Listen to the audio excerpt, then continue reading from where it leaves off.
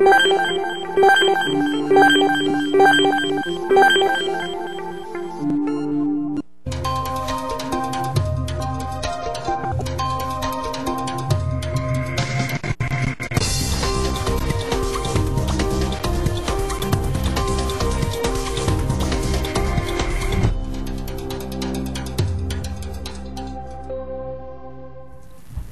dia, estamos de volta com mais uma edição do Urban View, um olhar sobre as cidades, um programa aqui transmitido ao vivo pela AltV, que é uma produção da Urban Systems e que tem a apresentação minha, Gilberto Brandt, e com a participação do Caetano Garcia na produção e também aqui no chat, já aguardando a participação de vocês para o programa de hoje.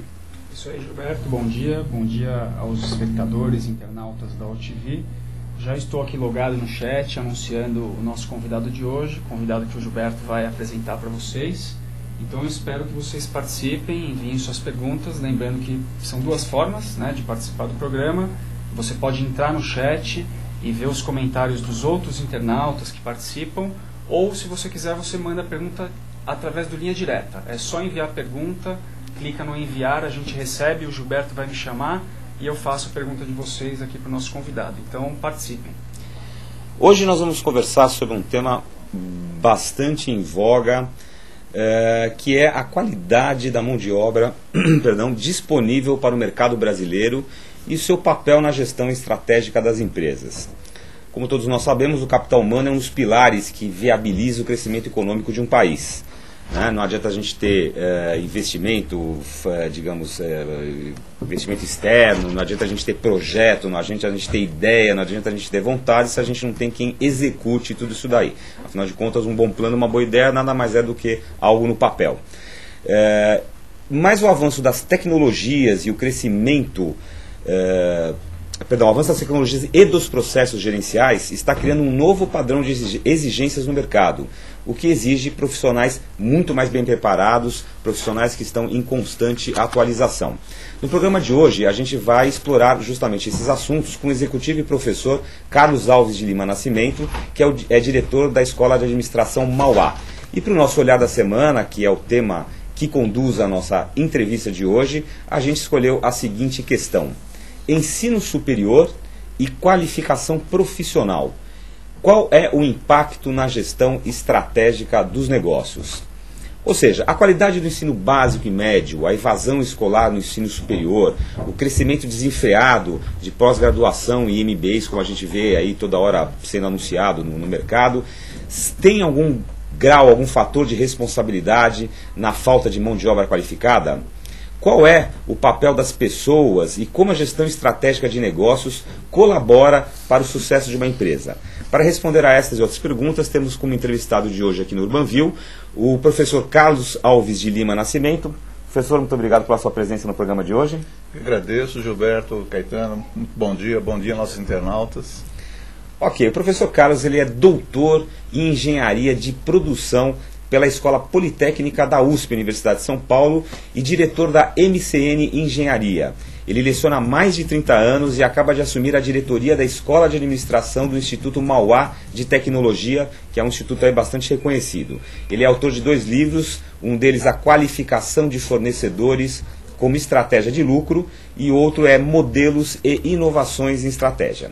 E, como sempre fazemos aqui, para começar a nossa entrevista, a gente vai chamar o nosso quadro de Olho na Frase, que traz hoje uma afirmação feita pelo nosso próprio convidado aqui, quando assumiu a diretoria da Escola de Administração de Mauá há cerca de aproximadamente um mês. Diz o professor Carlos: o mercado não aceita mais um profissional focado simplesmente no lado operacional. Precisamos de administradores capazes de entender as exigências do mundo globalizado, com visão ampla e sistêmica do negócio em que estará trabalhando e com múltiplos conhecimentos. Professor Carlos, é bastante coisa, né? Quer dizer, não basta mais você saber fazer pelo lado técnico, saber operar algum programa, uma máquina. Você precisa hoje ter essa visão sistêmica, você precisa estar em constante atualização. Essa é a exigência desse novo profissional? Gilberto, eu gostaria até de colocar um ponto de vista que está reforçando essa frase que nós colocamos, para que a gente faça uma avaliação histórica. Então, se a gente parar para analisar, algumas centenas de anos atrás, quem tinha a terra era o proprietário da geração de riqueza do mundo globalizado. Então, você pegar Portugal e Espanha, num determinado momento, dividir o Brasil no meio, o famoso Tratado das Tordesilhas, não é isso? E eles eram, para aquela época, a maior potência econômica que você tinha até então. A Inglaterra era um país que não tinha a relevância no mundo globalizado como tinha Portugal e Espanha. Eles tinham a tecnologia das navegações, exploraram e descobriram então novas terras, e a terra era a base da riqueza. Veio a Revolução Industrial, e a Revolução Industrial praticamente coloca a Inglaterra como sendo a relevância nesse cenário globalizado, e você observa que Portugal e Espanha acabam perdendo essa condição de ser a potência econômica.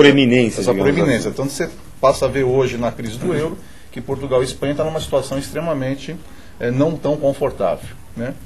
Só que agora, o que nós estamos percebendo? Nós estamos percebendo que essa era também, que foi suportada pela máquina a vapor, pela indústria, ela também começa a abrir espaço a uma outra era, que é a era do quê? Do conhecimento, a gestão do conhecimento.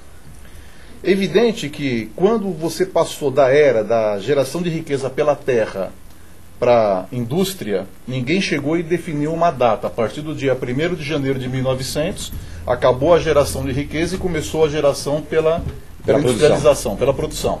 Da mesma forma, ninguém vai chegar para nós e dizer o seguinte: olha, a partir do dia 1º de janeiro de 2010, começa a era da gestão de conhecimento. Eu diria que ela já começou. Ela já começou e nós estamos numa fase de transição. E aí é que mora o perigo. Pouquíssimas são as empresas que estão se dando conta dessa fase de transição. Então hoje você passa a lidar com modelos, você passa a lidar com inteligências que, se você não tiver um suporte educacional de qualidade, você dificilmente conseguirá sobrepor os desafios que esse mundo globalizado está nos colocando. Então, o primeiro ponto que a gente tem que chamar muita atenção. Temos que começar a entender esse mundo, como é que ele está conectado. Hoje nós estamos cada vez mais conectado. E cada vez mais conectado. Então você basta ver uma crise na União Europeia afetando bolsas de valores no mundo todo. É uma crise do subprime americano afetando a economia do mundo como um todo. É um conflito bélico na Coreia derrubando ações de empresas do mundo todo. Então essa conectividade, ela está mais presente, e um exemplo é o fato de estarmos aqui, inclusive, conectados com vários internautas nos assistindo. Então, as empresas precisam começar a compreender, os empresários precisam começar a compreender, e o próprio profissional precisa começar a entender quais são as competências que vão ser exigidas nesse ambiente de conhecimento. E aí o que acontece? Você tem um paradoxo. Você tem ainda empresas que estão insistindo naquele modelo da indústria e não preparam os seus funcionários, os seus colaboradores para esse novo modelo do conhecimento. E você tem empresas como a Google, por exemplo, que é uma referência hoje, que é um destaque, que está inserida totalmente no quê? Na gestão de conhecimento. E daí o seu crescimento acelerado. E daí o seu crescimento lógico que nenhuma empresa vai perder a questão da máquina, da tecnologia, essa coisa toda, tudo isso continua presente. Mas, que nem você falou, as coisas vão se entrelaçando. Vão se entrelaçando. Né, e vão adquirindo uma importância. A questão é estar atento para essa importância do conhecimento. Estar atento, e aí tem uma questão que você está colocando, que é muito relevante nesse processo, que é o seguinte: o conhecimento quem faz não é o computador. O conhecimento quem faz não é a máquina. Eles são ferramentas que vão processar dados, que vão gerar informações, mas quem tem a capacidade de transformar aquele dado em informação é o capital humano. Só que o capital humano, para estar preparado para essa função, ele tem que estar o quê? Devidamente qualificado. Ele tem que estar apto a trabalhar com ferramentas que possam traduzir dessa matéria-prima, dessa base de informação, como que eu vou agregar valor para o meu negócio crescer no mercado regional, no mercado global, como é que eu vou fazer para ter uma exposição internacional, enfim. Então, o papel do capital humano nas empresas agora, até quero aproveitar aqui e dar os parabéns, porque dia 3 de junho foi o dia do administrador de pessoas, dia mundial inclusive, né?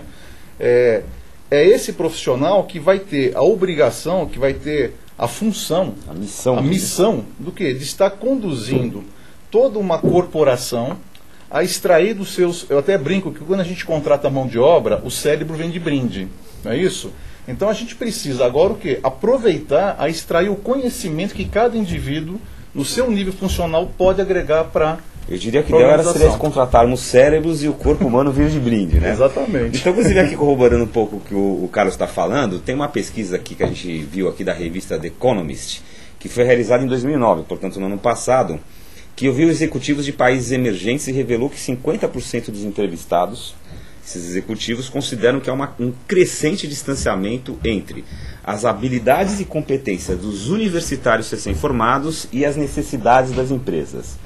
Ok, sempre haverá a questão da falta de experiência, né?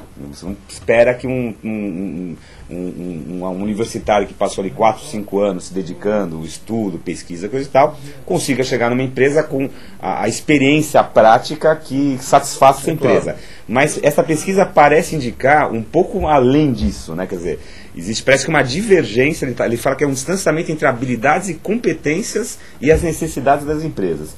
Isso, você corrobora essa visão? Essa visão, ela decorre exatamente daquilo que a gente havia colocado. Como nós preparamos ao longo da era industrial os nossos profissionais para serem dedicados às operações, então é engraçado isso, você pergunta para um funcionário, o que você faz? Eu sou gerente de marketing, eu sou gerente financeiro, eu sou analista do contas a pagar, eu sou analista do RH. Quer dizer, ele sempre coloca a função dele em primeiro plano. E não a profissão. Não a profissão e muito menos a empresa. Né? Eu conheço empresas que já participei de reuniões de diretoria em várias organizações, onde nós tínhamos o discurso de vários diretores e a sensação que eu tinha era o seguinte: batemos o recorde de produção, vendemos 30% a mais em relação ao mercado.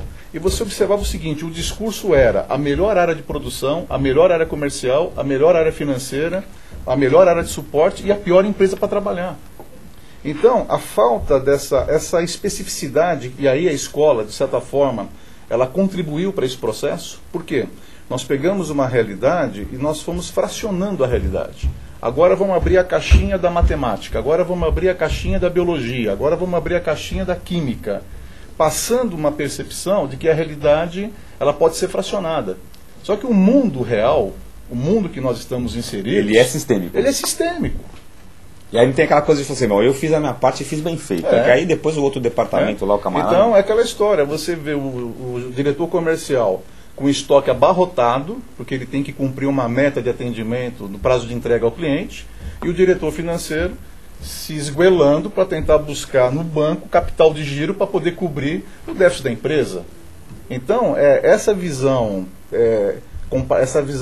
partilhada desses processos, onde você não buscava a integração, ela exigia das escolas, e isso era reforçado em função dessas questões, esse profissional muito focado no operacional. E hoje, essa transição da era da indústria para a era do conhecimento, as ferramentas de trabalho e o posicionamento desse profissional são totalmente distintas. Você tem multinacionais hoje com empresas no globo terrestre, né? E a partir daí, então, esse novo profissional, ele precisa ter visão sistêmica. E aqui eu faço até uma observação que eu tenho em aulas, e aulas até em cursos de MBAs, que você pergunta para os alunos qual que é o PIB dos Estados Unidos, e eu fico abismado muitas vezes de pessoas que não têm essa resposta. Eles não